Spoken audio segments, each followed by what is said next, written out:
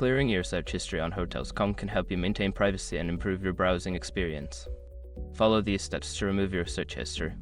Step 1. Open the Hotels.com app or website. Launch the Hotels.com application on your mobile device or visit the Hotels.com website on your computer. Ensure you are logged into your account for a seamless experience. Step 2. Access your account settings. Navigate to your account settings by clicking on your profile icon or name, usually located in the top right corner of the screen. This will take you to your account management options. Step 3. Find the search history section. Look for a section labeled search history or recent searches. This may be found under privacy settings or account preferences depending on the platform you are using. Step 4. Clear your search history. Once you are in the search history section, you should see an option to clear or delete your search history. Click on this option and confirm your choice if prompted.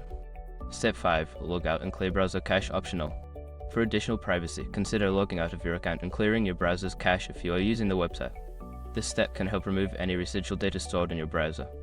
By following these steps, you can successfully clear your search history on Hotels.com, ensuring a more private and personalized experience.